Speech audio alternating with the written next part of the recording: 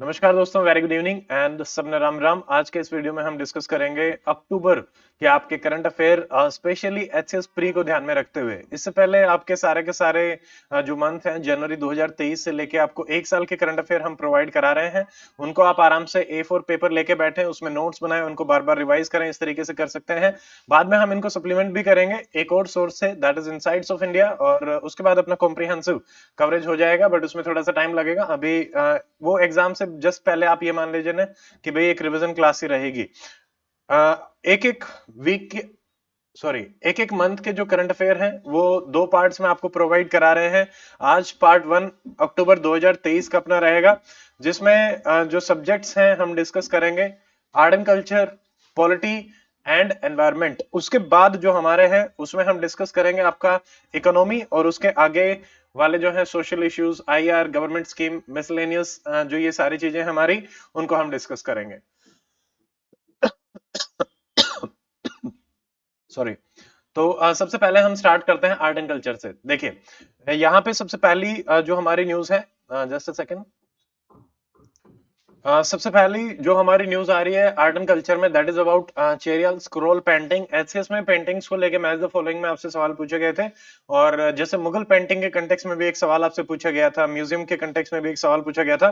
तो यहाँ पे एक बार हम इसको देख लेते हैं। G20 में जो स्पाउसेस आए थे हेड्स के, उनको ये पेंटिंग जो है वो गिफ्ट करी गई है। तो इसमें आप देख सकते हैं कॉमन आदमी की कॉमन कॉमन चीजों को यहाँ पे दिखाया गया है। नल है, ठीक है, बैठे हैं, स्टे होम स्टे सेफ, ये वैसे है, बट हाँ इस टाइप की पेंटिंग्स हमारी इसमें बनती हैं। तो इनको हम बोलते हैं मॉडिफाइड वर्जन ऑफ नक्काशी।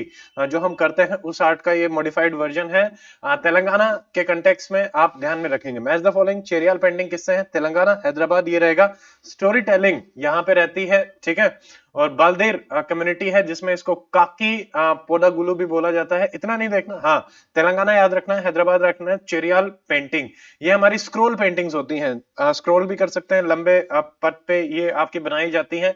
नैरेटिव फॉर्मेट में रहती हैं, मतलब जैसे स्टोरी को बताया जाता है उस फॉर्मेट में ये मिलती हैं। कॉमिक टाइप के रहेंगे, जैसा आपको ऊपर दिख ही रहा है। पुराण, महाभारत, रामायण, शिव पुराण, ठीक है, इन सब में से स्टोरी जो है वो आपकी डिराइव करी जाती है। तो एक इंस्पिरेशन भी आपको ध्यान में रखना है। कलर्स जो है यहाँ पे जनरली आपके मोस्टली प्राइमरी कलर्स हमारे यहाँ पे यूज करे जाते हैं, जो कि हमारे रेड, ब्लू, ग्रीन, आरबीजी जो हमारे होते हैं उनको यहाँ पे यूज किया जाता है, ठीक है। और जैसे रूरल लाइफ है, वुमेन है, मैरिज, या फिर working in the field, festival, ये सारे के सारे एक्सपीरियंसेस आपके रहते हैं जो इसमें दिखाए जाते हैं। उसके अलावा इनको म्यूजिक, डांस, ड्रामा से भी कई बार एसोसिएट किया जाता है, उनके साथ भी देखने को मिलेगा, ठीक है। 2007 में जीआई टैग भी मिला, ज्योग्राफिकल इंडिकेशन। एक चीज और ध्यान में रखनी है, ज्योग्राफिकल जीआई टैग जो है वो प्रोडक्ट्स को मिलता है। कई बार हमें लगता है कि सिर्फ जो खाने वाली चीजें हैं उनको ही मिलेगा, नो ऐसा नहीं है। तो दूसरे प्रोडक्ट्स को भी जीआई टैग आपके मिलते हैं। वो ज्योग्राफी कल स्पेसिफिकेशन को ही दिखाता है। सेकंड हमारी न्यूज है पुलिकली, ठीक है। ये भी एक ट्रेडिशनल फोक आर्ट है, ये केरला की है। अब इसका मतलब आपको पता होना चाहिए। यहाँ पे टाइगर और लेपर्ड की ड्रेसेस में ह्यूमन आपके आते हैं और स्ट्रीट्स पे डांस करते हैं। इसको टाइगर डांस भी आपका बोला जाता है, ठीक है। तो ये आप बस इतना ही याद रखेंगे, पुली कली, ठीक है। पुली कली इज व्हाट? टाइगर डांस, ठीक है। काली, काली टाइगर है। काल एक मूवी थी, तो उसमें काली जो था वो आपका टाइगर था, तो वहां से आप लिंक करके ध्यान में रख सकते हैं। बट वो कहां पे है? केरला में, ठीक है। बट उसमें कौन सा दिखाया गया था? Jim Corbett national park. Jim Corbett हमारा पहला आपका नेशनल पार्क है, तो उससे भी थोड़ा सा लिंक करके ध्यान में रखनी है, चीजें ऐसे ही याद रखनी है, ठीक है।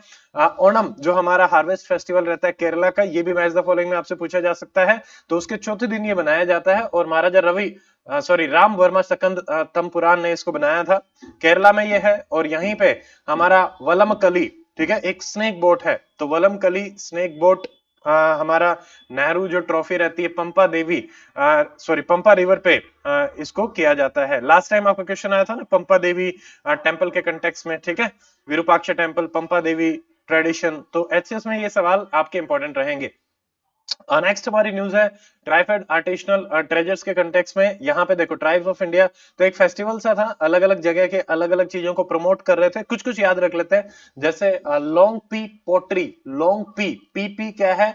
मणि, ठीक है। तो मणिपुर, ना मा मी, बीच में, ठीक है। नमामि, नागालैंड, मणिपुर, मिजोरम, तो बीच में जो है मणि, तो मणि थी, तो बड़ी मणि थी, ऐसा कुछ याद रख सकते हो। तो लॉन्ग पी ये एक पोट्री है। और यहाँ पे जैसे सबसे इंपॉर्टेंट चीज क्या है कि जो पॉटर्स व्हील होता है उसको यूज नहीं करते हैं, हाथ से ही ये सारी की सारी बनाई जाती है, ठीक है। ग्रेप ब्लैक कुकिंग पॉट्स वगैरह होते हैं, केटल्स वगैरह, मग, ट्रे, ये सब इसमें बनाए जाते हैं। सिंपल, लोंगपी, मणिपुर, ठीक है। अगला हमारा छत्तीसगढ़, जैसे विंड फ्लूट्स हैं, ये काफी इंटरेस्टिंग है। ये गोंड आपकी ट्राइब के हैं, तो गोंड ट्राइब भी आपको पता होना चाहिए, छत्तीसगढ़, छोटा नागपुर में हमारी ये पाई जाती हैं। प्लस यहाँ पे जो ये फ्लूट्स हैं इनको म्यूजिक के लिए भी यूज किया जाता है, और जैसे मान लो आप एनिमल्स को लेके जाते हैं घुमाने फिराने, तो वहां पे उनको बुलाने के लिए भी, बच्चों को भी, ठीक है, थोड़ा सा यहाँ पे ट्राइबल मैन जो है एनिमल और कैटल्स को गाइड करते हैं, ठीक है। तो ये सारी की सारी चीजें सिखाई जाती हैं। उसके बाद है हमारा गुजरात की हैंगिंग्स, तो यहाँ पे भील और पतेलिया जो ट्राइब है दाऊद की, वो करते हैं। तो यहाँ पे जैसे मिरर वर्क है, जरी, स्टोन, बीड्स वगैरह हमारी इसमें लगाई जाती हैं, तो ये आपको ध्यान में रखना है। आगे राजस्थान की भी है, तो यहाँ पे मीनाकरी है, मीनाकरी के आपके मेटल सरफेस पे डेकोरेट किया जाता है, मुगल्स के टाइम से ही इसको इंट्रोड्यूस किया गया था, ये भी ध्यान रखेंगे। अगला हमारा न्यूज में है ऑपरेशन पोलो, ठीक है। एक आधी न्यूज हो सकता है ऊपर नीचे हो जाए, कोई पॉलिटी वाली इसमें आ गई तो उसको अभी बस वैसे ध्यान में रखना है। देखो, ऑपरेशन पोलो 75th आपकी एनिवर्सरी थी, तो क्या हुआ था, कैसे हुआ था, इसके बारे में हमें कंप्लीटली पता होना चाहिए। जैसे कि इंडिपेंडेंस के टाइम पे सारे प्रिंसली स्टेट हमारे इंटीग्रेट हो गए थे, 3 स्टेट्स को छोड़ के, जिसमें से एक था हमारा हैदराबाद। हैदराबाद में ही यहाँ पे एक मिलिट्री एक्शन हमारा लिया गया था इंडियन आर्मी ने, ठीक है। तो उसको पुलिस एक्शन भी बोलते हैं। जो मीर उस्मान अली शाह थे, एक्चुअली वो किसी के साथ नहीं मिलना चाहते थे, वो एक अपना इंडिपेंडेंट स्टेट बनाना चाहते थे। तो उन्होंने, जैसे कश्मीर में हमारा एग्रीमेंट हुआ था, तो वैसे ही यहाँ पे इंस्ट्रूमेंट ऑफ एसेशन होता है कश्मीर में, तो यहाँ पे करते हैं स्टैंड स्टिल एग्रीमेंट, कि भाई जैसा है वैसा ही रहने दो। तो ये भी ध्यान में रखना है कि स्टैंड स्टिल किसके रिगार्डिंग आपका है, तो हैदराबाद, ठीक है। तो डेक्कन जो है वो predominantly majority of the population वो हिंदू थी, माइनॉरिटी आपको रूल कर रहा था, मुस्लिम थे, रज़ाकार्स थे। यहाँ पे जो उनकी मतलब सेना होती थी वो काफी एट्रोसिटीज करती थी, तो भी जो नवाब है उसके अगेंस्ट काफी इमोशंस थे। तो बाद में आर्मी आती है, तो सीज फायर मतलब अटैक करते हैं, ऑपरेशन पोलो होता है कि भाई इनको अपना मिलाना ही है। तो सीज फायर 17 सितंबर 1948 में होता है। मेजर जनरल चौधरी आते हैं, फिर बाद में उन्हीं को ही यहाँ पे अपॉइंट कर दिया जाता है। यहाँ पे एल अद्रोस होते हैं मेजर जनरल, जो सरेंडर कर देते हैं, ठीक है। ये है। अगला हमारा है नेशनल इंजीनियर्स डे, तो 15 सितंबर को ये आपका मनाया जाता है। हमने एक और एचसीएस में सवाल पूछे गए थे डेज के कंटेक्स्ट में, तो आपको डेज जो है वो ध्यान में रखने हैं। एटलीस्ट जो जो हम करते जा रहे हैं वो सारे आपको याद रखने हैं। 15 सितंबर को तो हमारा इंजीनियर डे हो गया है। 16 सितंबर को एक और दिन मनाया जाता है, वो आप कमेंट में कर सकते हैं, ठीक है। ओ से वो स्टार्ट होगा, ये आपका मनाया जाता है विश्वेश्वरैया जी जो है हमारे, एम विश्वेश्वरैया, तो उनके एम विश्वेश्वरैया, ठीक है।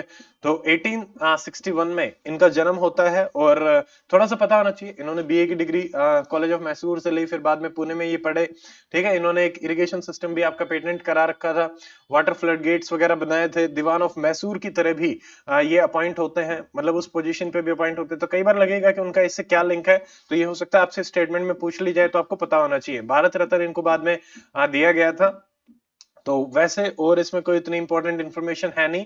हाँ, उसके अलावा जैसे इनको एक नाइट ऑनरी टाइटल भी आपका मिला था, commander of the British Indian Empire King George 5 ने आपका दिया था।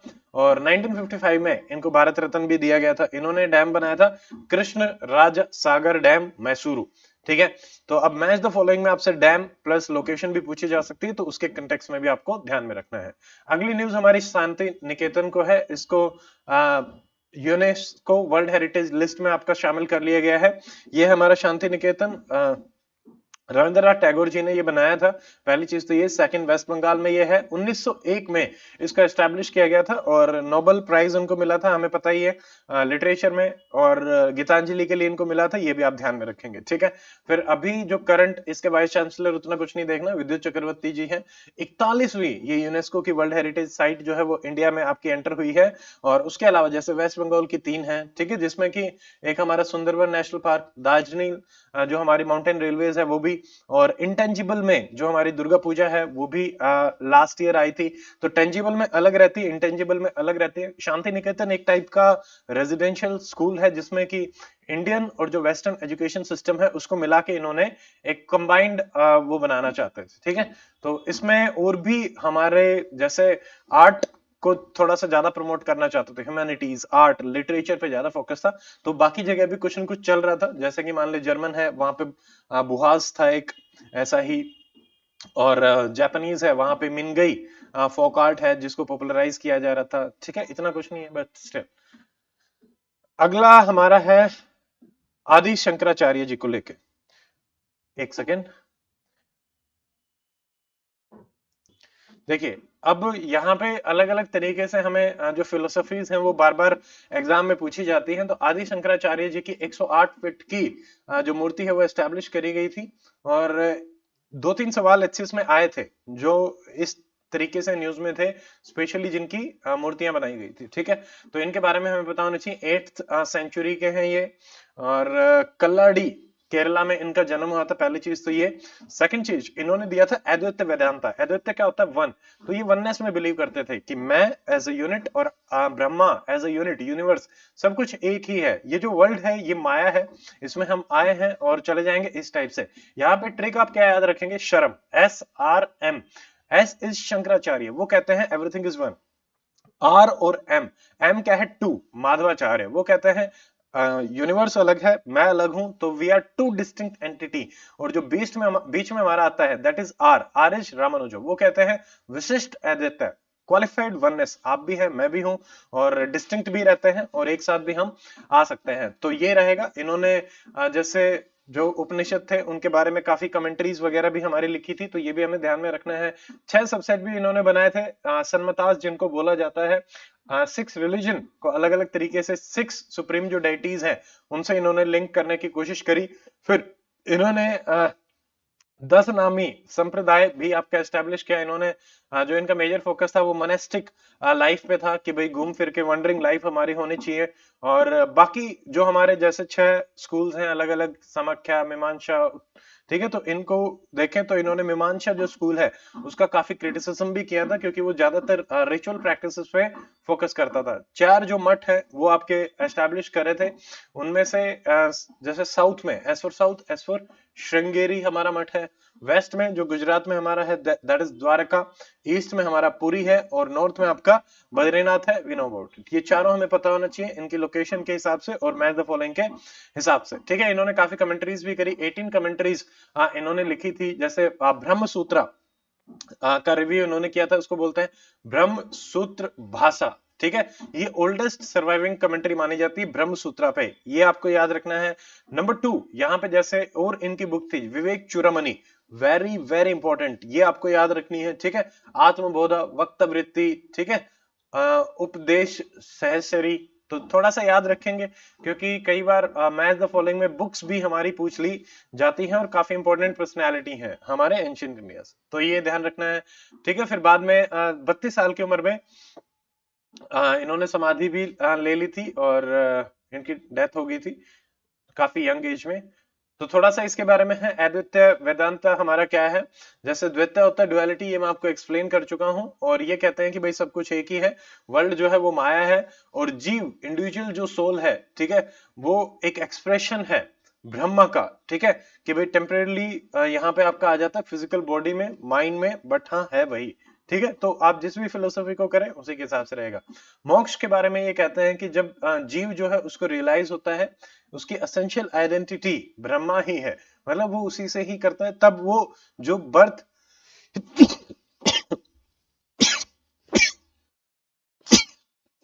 सॉरी, बर्थ और जो हमारा डेथ का साइकिल है उसको भी ओवरकम कर लेता है। तो इसमें उन्होंने बताया कि अलग अलग हमारे पाथ होते हैं सेल्फ रियलाइजेशन के, आत्मज्ञान के। जैसे पहला पाथ हमारा क्या होता है? वैसे तो इसमें एक ये आएगा कि हमें पहले तो इग्नोरेंस को हटाना पड़ेगा, अविद्या। ठीक है, अविद्या इसको हम बोलते हैं। और जो अलग अलग पाथ है, एक है ज्ञान योग, ज्ञान क्या है? नॉलेज, तो पाथ ऑफ नॉलेज, नॉलेज के थ्रू आप लिबरेशन लेंगे। सेकंड है हमारा भक्ति योग, भक्ति इज डिवोशन। ठीक है, तो डिवोशन के हिसाब से हम लेंगे।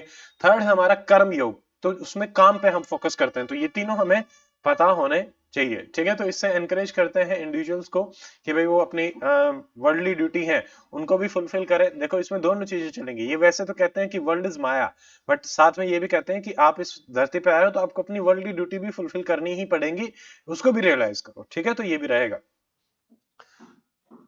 और इसमें यहाँ पे एक आइलैंड है, मनदाता आइलैंड, जो कि नर्मदा रिवर पे है। इसमें जो शिव जी के ज्योतिर्लिंग है 12, उनमें से एक का ये होम माना जाता है, ओमकेश्वरा अमरेश्वरा, ठीक है, उसके पास में है। और इसी आइलैंड में शैवाइट वैष्णवाइट जैन टेम्पल्स भी आपके पाए जाते हैं।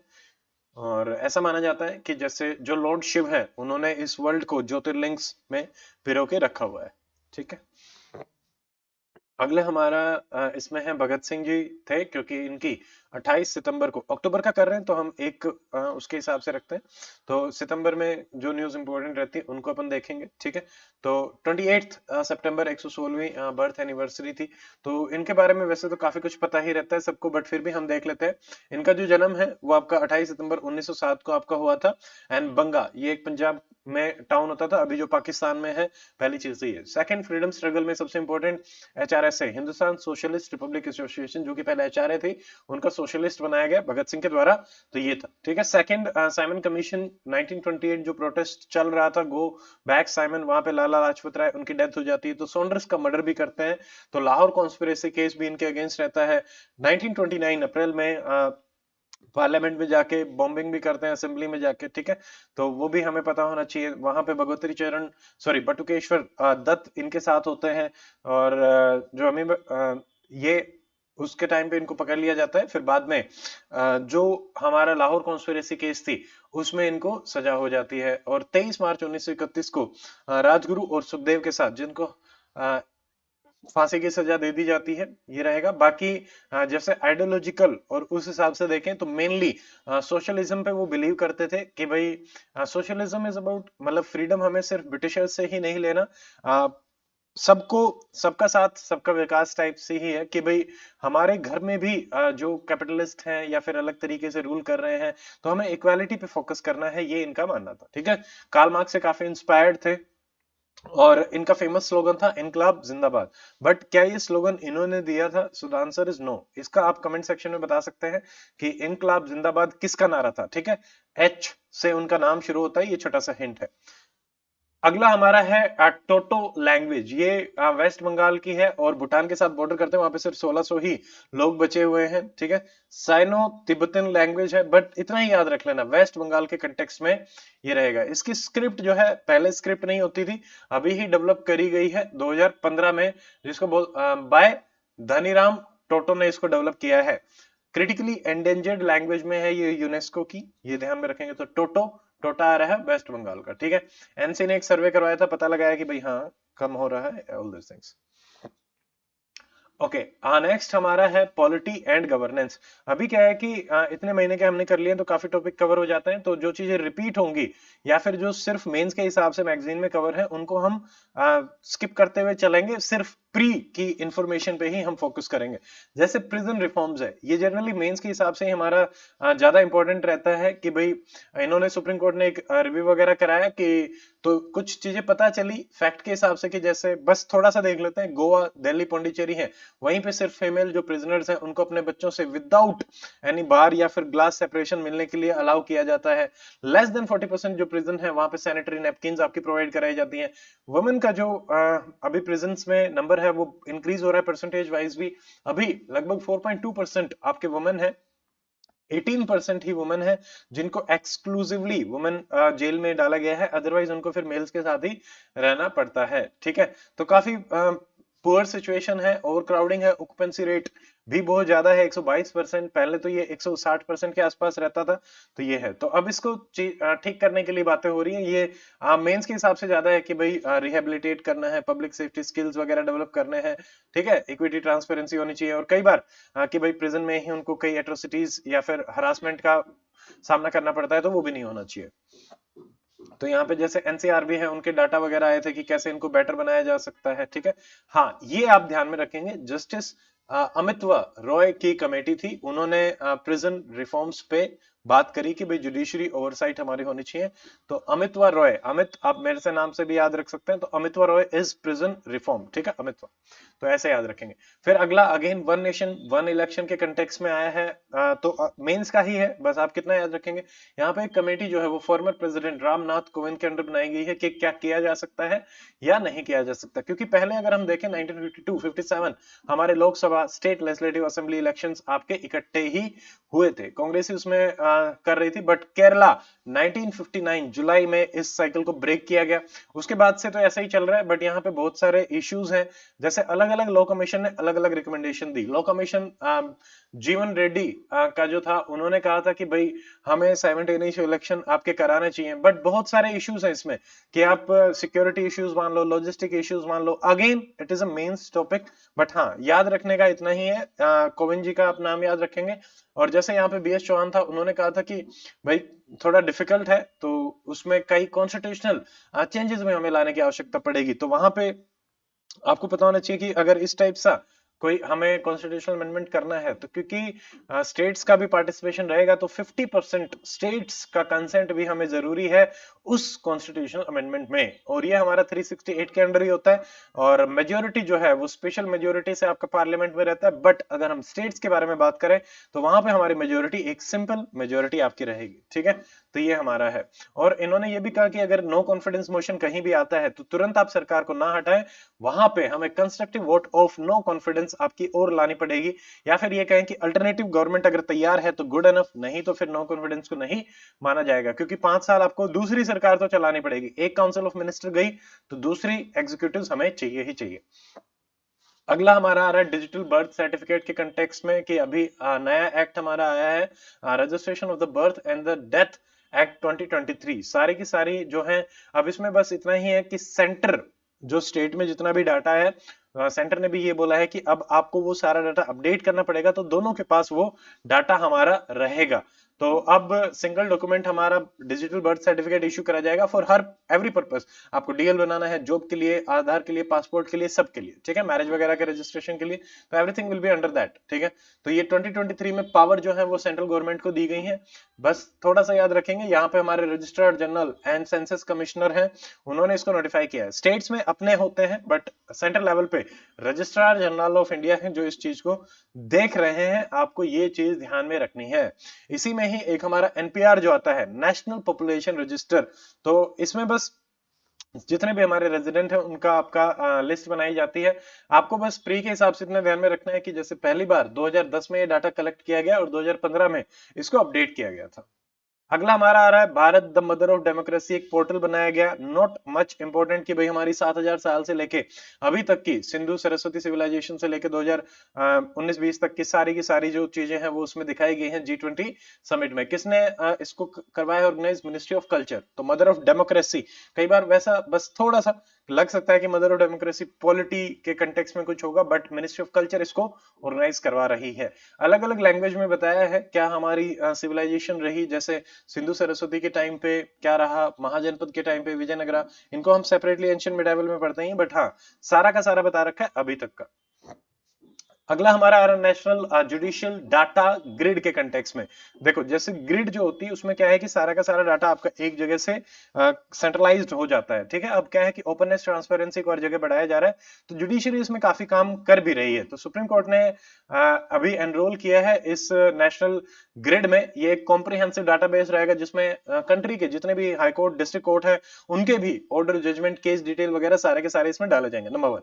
नंबर 2, यहाँ पे इसको डेवलप करने वाला है एनआईसी, नेशनल इंफॉर्मेशन सेंटर, ये भी आपको याद रखना है, ठीक है। और थर्ड, जैसे यहाँ पे जो हमारा आरटीआई एक्ट है उसमें अलग अलग सेक्शन होते हैं, तो उसमें जो सेक्शन 4 है वो कहता है कि आपको सुओ मोटो डिस्क्लोजर करना पड़ता है इंफॉर्मेशन का, तो ये याद रखेंगे, ठीक है।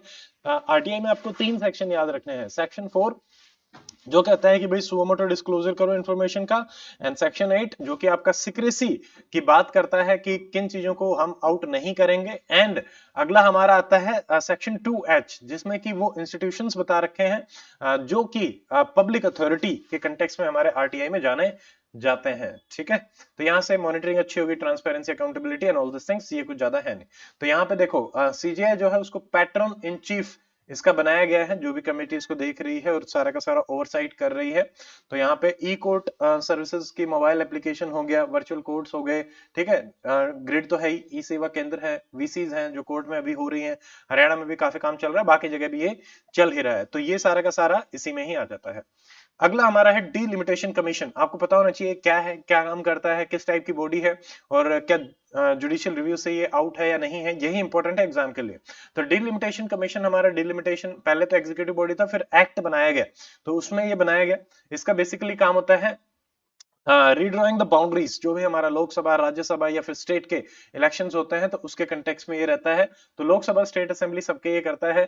मेन कारण क्या है कि भाई विद टाइम हमारी पॉपुलेशन चेंज होती है, डेमोग्राफी चेंज होती है, तो हमें इक्वल रिप्रेजेंटेशन देने के कंटेक्स्ट में उसको ध्यान में रखना है। हमने इसका जो लिमिट थी उसको स्टेबल कर दिया था, क्योंकि जैसे जो साउथ इंडियन स्टेट है उन्होंने अपने पॉपुलेशन को कंट्रोल कर लिया, तो उनकी पॉपुलेशन बढ़ नहीं रही थी, बट जो नॉर्थ इंडियन स्टेट है उनकी बढ़ रही थी। तो हम चाहते थे कि वो भी कंट्रोल में रखें, तो हमने उसको फ्रीज कर दिया 1971 के कंटेक्स्ट में, ठीक है। तभी फ्रीज किया था कि भाई अब उसको और ज्यादा नहीं कर सकते, बट अब टाइम आ गया है 2026 से, फिर कह रहे हैं कि इसको दोबारा से किया जाएगा। तो पार्लियामेंट को अथॉरिटी दी गई है आर्टिकल 82 में कि भाई इस टाइप से डिलिमिटेशन वो कर सकते हैं एवरी सेंसस के बाद, ठीक है। तो यहाँ पे 170 जो है उसमें स्टेट्स को डिवाइड किया गया है टेरिटोरियल कॉन्स्टिट्यूएंसीज में, ठीक है।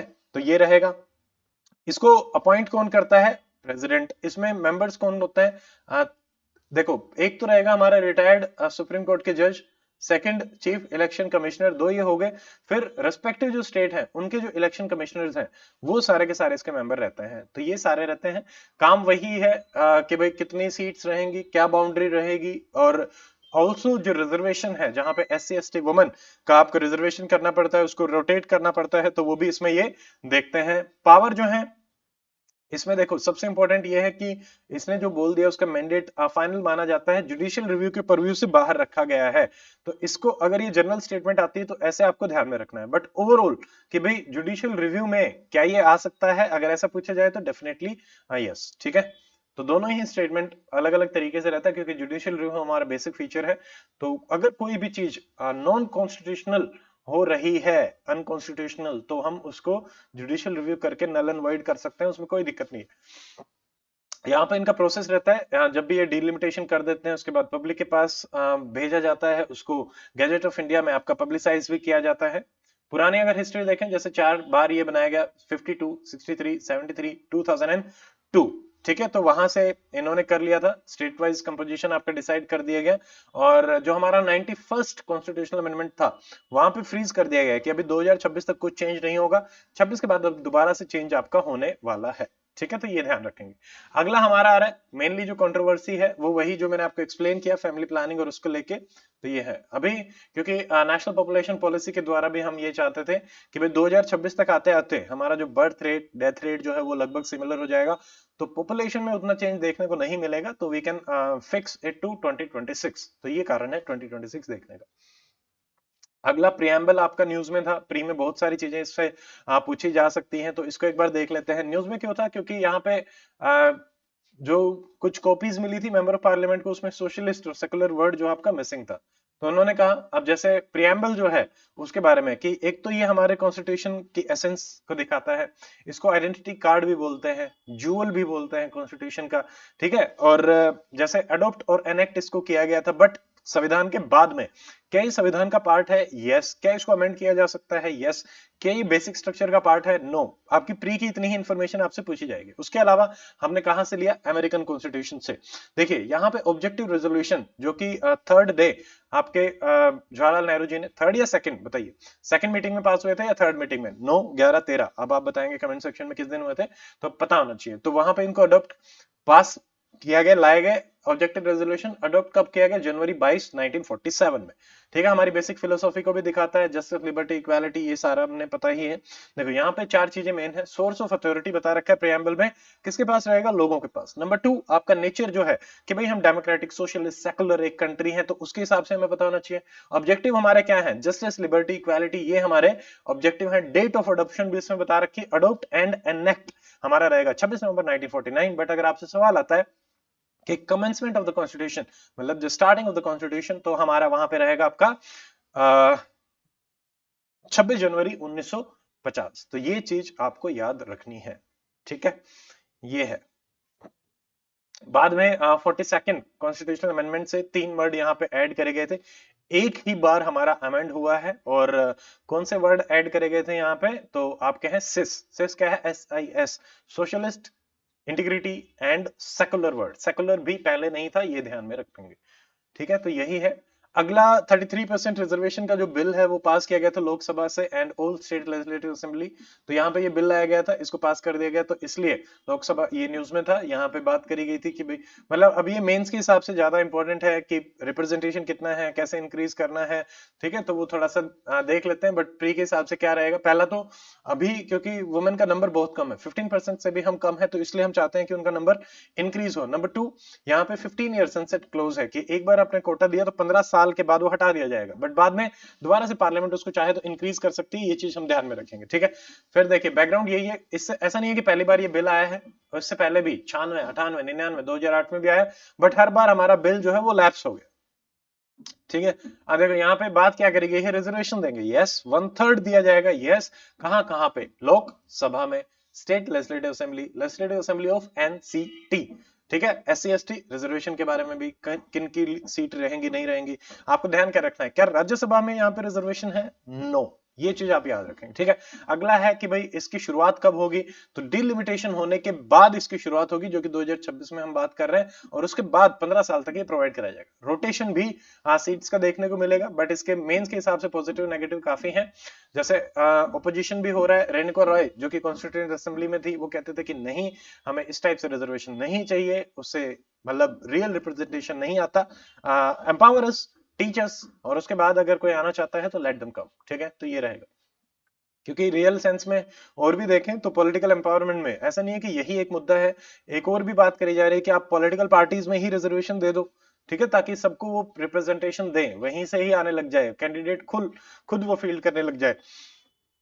जगह अलग अलग हो सकती है, ठीक है, but criminalisation of the politics और इंटरनल डेमोक्रेसी जो पार्टीज में है वो बढ़ानी चाहिए, ये बड़ी बड़ी बात है। बाकी मेंस के हिसाब से ही हमारा रहेगा। ठीक है, तो अल्टरनेटिव मेथड भी हो सकते हैं कि भाई मतलब इसका और क्या है कि यहाँ पे जो वोटर्स हैं उनकी जो चॉइसेस हैं वो रिस्ट्रिक्ट हो जाती हैं। ठीक है, एक जो पहले होता था डुअल, ये वाला याद रखेंगे प्री के हिसाब से, कि इंडिया में पहले डुअल रिप्रेजेंटेशन भी था, कि दो मेंबर्स भी होते थे। बाद में 1961 एक्ट से सारी की सारी कॉन्स्टिट्यूएंसीज को सिंगल मेंबर कॉन्स्टिट्यूएंसी में बना दिया गया। तो अब ये भी कह रहे हैं कि एक रिप्रेजेंटेशन मेल का हो जाए, एक रिप्रेजेंटेशन फीमेल का हो जाए। I think this would be a better idea, और इसको इंप्लीमेंट करके देखा भी जा सकता है, अच्छा भी रहेगा, दोनों को रिप्रेजेंटेशन में मिल जाएगा, ज्यादा दिक्कत भी नहीं है। ठीक है, रोटेटिंग कॉन्स्टिट्यूएंसीज में क्या होता है कि मान लो एक पीआरआईज में क्या देखने को मिल रहा है, एक वुमन है, उन्होंने अच्छा काम किया, बट वो रोटेट होकर अगली बार अगर चली गई, मेल आ गया, तो उनको फिर दोबारा से इलेक्ट नहीं किया जाता। ठीक है, तो कितने दिन तक उसको रखना चाहिए, वो भी एक क्वेश्चन मार्क है। 5 साल कम हो जाता है, 10 साल तक की भी बातें कर रहे हैं। ठीक है, अगला हमारा सब्जेक्ट है एनवायरमेंट एंड इकोलॉजी। देखिए सबसे पहले इसमें आ रहा है आईएसए, हमारा न्यूज में है। तो यहाँ पे इसकी 5वीं रीजनल मीटिंग हुई है किगाली रवांडा में। पहले तो आप लोकेशन याद रखेंगे, इंटरनेशनल सोलर अलायंस, इनका हेडक्वार्टर क्योंकि हमारे हरियाणा में है गुरुग्राम, तो हमारे लिए बहुत ज्यादा इंपॉर्टेंट हो जाता है। 2015 पेरिस समिट, उसके बाद ये बनाया गया था, इंडिया और फ्रांस का इनिशिएटिव था। ट्रॉपिक ऑफ कैंसर और जो हमारा कैप्रिकॉन है उसके बीच में जो कंट्रीज हैं, 120 से ज्यादा कंट्री अब इसको ज्वाइन कर भी चुके हैं। रिन्यूएबल एनर्जी, सन एनर्जी पे इनका ज्यादा फोकस है, सोलर है तो सोलर। ठीक है, तो जो भी ग्लोबल चैलेंजेस है उनको ये कर रहा है एड्रेस, और मेनली जैसे सोलर मिनी ग्रिड या डिसेंट्रलाइज रिन्यूएबल एनर्जी सॉल्यूशन है, उन पे ये फोकस करना चाहते हैं। ठीक है, तो अफ्रीकन कॉन्टिनेंट को काफी इंपॉर्टेंस दी जा रही है, क्योंकि वहां पे सनलाइट काफी अबंडेंट में है, और 40% जो हमारे ग्लोबल क्रिटिकल मिनरल्स हैं उनका रिजर्व भी वहीं पे पाया जा रहा है, तो वहां पे ज्यादा डेवलपमेंट हमारी हो सकती है। आईएसए की जो प्री की इंफॉर्मेशन है, पहला गुरुग्राम, सेकंड इंडिया फ्रांस, ये मैं आपको बता चुका हूँ, यूएनएफसीसी COP 21 2015, और यहाँ पे इन्होंने बात करी थी, ये भी ध्यान रखेंगे, 1,000 बिलियन US डॉलर ये 2030 तक आपका करना चाहते थे। अभी करंट प्रेसिडेंट हमारे कौन है? इंडिया। ठीक है, इसी के अंदर दो इनिशिएटिव आपको याद में रखने हैं। One is ओसोवॉग। ओसोवॉग क्या है? One sun one world one grid. इसको यूके और इंडिया ने ज्वाइंटली लॉन्च किया है। अगेन सारों को कनेक्ट करना, मतलब एक ऐसा मान रहे हैं कि हर एक को कभी भी जा रही है तो रिन्यूएबल एनर्जी सब जगह से ट्रांसफर हो सके। ठीक है, सेकंड है स्टार सी, ये कुछ कैपेसिटी बिल्डिंग और इस टाइप का रहेगा, नॉट मच इंपॉर्टेंट।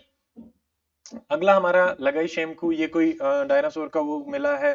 ठीक है, ज्यादा कुछ नहीं है, बट हाँ डायनासोर जो है वो क्रिटेशियस पीरियड में हमारे ज्यादा रहते थे, जुरासिक पीरियड में आपके एक्सटिंक्ट हो गए थे। ठीक है, ये मेसोजोइक ईरा में आपका पाया जाता है एमसी एमसी एमसी स्टैन, एक रैपर है, उनसे याद रखोगे, ठीक है। तो एमसी से याद रख सकते हैं कि भाई मेसोजोइक ईरा में आपका क्रिटेशियस, उस टाइम पे एज ऑफ डायनासोर इसको बोला जाता है, 66 से 145 मिलियन ईयर्स तक ये रहे, बाद में एक्सटिंक्ट हो गए हैं अब तो, ठीक है।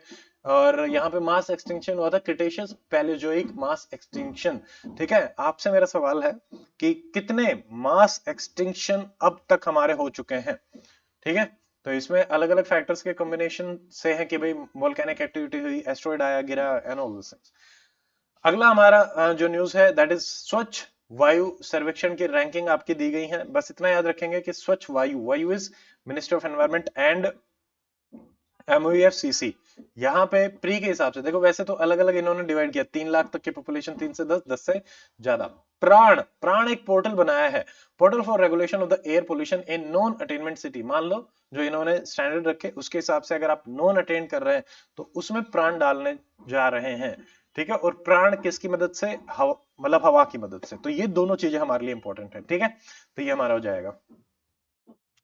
अगला, जैसे यहाँ पे एयर क्वालिटी पैरामीटर्स के हिसाब से रैंक नहीं करी जाती, तो हाँ भाई किसने कितना अटेन किया उसके हिसाब से इंदौर को पहली रैंक दी गई, आगरा और थाने इसके बाद में रहेंगे। देखो इसमें अलग अलग कैटेगरीज क्या है कि भाई बायोमास और जो म्युनिसिपल सॉलिड वेस्ट है वो क्या रहेगा आपका, रोड डस्ट आपकी कितनी है, ठीक है, कंस्ट्रक्शन से कितना आ रहा है, व्हीकल से कितना आ रहा है, अदर एमिशंस पे आपने कंट्रोल किया गया, PM10 की कंसंट्रेशन क्या है। तो PM2.5 यहाँ पे नहीं है, ये याद रख सकते हैं बस, ठीक है।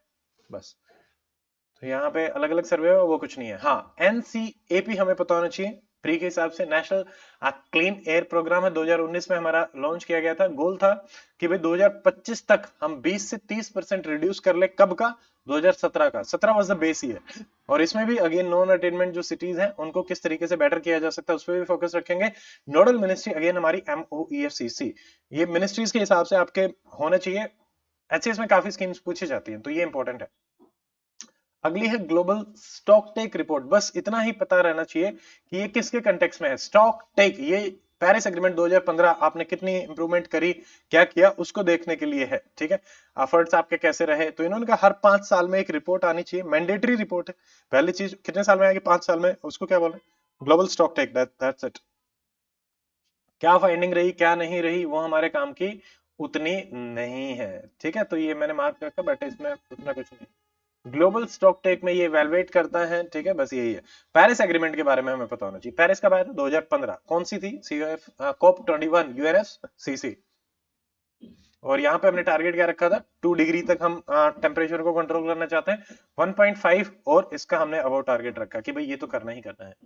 अगले हमारे न्यूज में है एल्टस माउंटेन। यहाँ पे क्या है कि मोरक्को में आपका एक अर्थक्वेक आया था, तो हमें पता होना चाहिए एटलस, सॉरी एल्टस बोल गया, एटलस, ये हमारे एटलस माउंटेन, ठीक है। अफ्रीका जो है उसके बिल्कुल इधर वेस्ट में है ये मेडिटेरेनियन सी है। मोरक्को और यहाँ पे स्पेन, उनके बीच में एक हमारी स्टेट होती है, वो बताएंगे कौन सी है। तो ये है आपका, ठीक है। तो ये हमारा एटलस माउंटेन्स हमें पता होना चाहिए। तो यहाँ पे ये देखो मोरक्को, अल्जीरिया, टूनिशिया, मैट, ठीक है, मैट मैट बिछी हुई है एटलस की, तो मैट है एटलस की। तो मोरक्को, अल्जीरिया, ट्यूनिशिया में है, 1000 किलोमीटर की है, ये ध्यान में रखना है। यहाँ की जो हाईएस्ट पीक है दैट इज माउंट तोबकाल, ठीक है, तोबकाल, वेरी वेरी इंपॉर्टेंट। जो जो इंपॉर्टेंट है उनकी पीक्स आपसे पूछी जा सकती हैं, ट्रेंचेस पूछे गए थे, ठीक है। और भी कई चीजें लोकेशन के हिसाब से आपसे पूछी गई थी, तो ये पूछी जा सकती हैं, इसमें कोई दिक्कत नहीं है, ठीक है। ज्योग्राफी जैसे यही, इसकी लगभग ज्यादा बड़ी नहीं है, 4167 मीटर की है, माउंट एवरेस्ट से लगभग आधी है, ठीक है। मोरक्को के बारे में अब ये उतना नहीं देखेंगे, लार्जेस्ट सिटी क्या है क्या नहीं है, आई हैव मार्क्ड, बट मुझे उतना काम का अभी लगा नहीं कि इतना भी हमें देखने की आवश्यकता है, ठीक है। अगले हमारे हैं MS स्वामीनाथन। तो MS स्वामीनाथन जी जो है उनको देखो, ग्रीन रिवोल्यूशन के हमारे फादर हैं, नॉर्मन बोरलॉग जो थे, तो वो आपके इंटरनेशनल लेवल पे ग्रीन रिवोल्यूशन के फादर माने जाते हैं। मैक्सिको से हम व्हीट राइस, इनके हाई यील्डिंग वैरायटी सीड जो है वो लेके आए, इनकी डेथ हो गई थी इसलिए ये न्यूज में थे, ठीक है। ही पास्ड अवे रिसेंटली, तो ये था। अब बहुत सारी चीजें थी, जैसे ये हमने देख लिया है, इनको फादर ऑफ इकोनॉमिकल इकोलॉजी भी बोला जाता है, ये चीज आप याद रखेंगे, ठीक है। ग्रीन रिवोल्यूशन तो आपको पता ही रहता है, बट इकोनॉमिकल इकोलॉजी तो UNEP ने ये बोला है। और ग्रीन रिवोल्यूशन के साथ साथ ये एवरग्रीन रिवोल्यूशन की भी बात करते थे। एवरग्रीन क्या है, एवरग्रीन है हमारा कि भाई इकोलॉजी को प्रोटेक्ट करते हुए हम जो प्रोडक्शन इंक्रीज करते हैं, that is our evergreen evolution. तो पहले हम क्या है कि आजादी के बाद फूड इंपोर्ट करना पड़ता था, उतने सेल्फ सफिशिएंट हम नहीं थे, तो बाद में हमने प्रोडक्शन इंक्रीज भी किया, ग्रीन रिवोल्यूशन के बाद बहुत सारी चीजें बदली और अब इंडिया सरप्लस में भी है। ठीक है, तो बहुत ज्यादा इनका रोल था। इनको वर्ल्ड फूड प्राइज भी मिला था 1997, पद्म विभूषण भी इनको मिला हुआ है। ठीक है, नॉर्मल बोरलॉग मैं बता चुका हूँ, Nobel Peace Prize Norman Borlaug को 1970 में मिला था एचवाईवी वैरायटी बनाने के लिए। ठीक है, क्योंकि फूड मिला, प्रोडक्शन बढ़ा, तो पीस में तो कंट्रीब्यूट करता ही है, लोग आराम से रह पाते हैं, सो ये लिंक रहेगा। ठीक है, बेनिफिट क्या है, साइड इफेक्ट क्या है, ये मेंस के हिसाब से ज्यादा इंपॉर्टेंट है, बाकी कुछ है नहीं। कोनोकार्पस प्लांट्स ये न्यूज में थे, ये गुजरात गवर्नमेंट ने बैन कर दिए क्योंकि ये भी काफी वाटर को आपका एब्जॉर्ब करते थे, ऑर्नामेंटल प्लांट ये होते थे।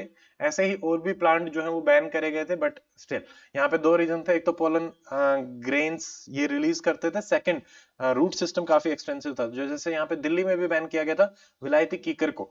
ठीक है, काफी न्यूज में रही थी ये, और केरला में यूकलिप्टस को बैन किया गया था, तो ये हो जाएगा। अगला हमारा पार्ट 2 में अक्टूबर का हम देखेंगे इकोनॉमी और उसके बाद वाले सब्जेक्ट। ठीक है, so see you in the next video, till then good bye, take care, जय हिंद।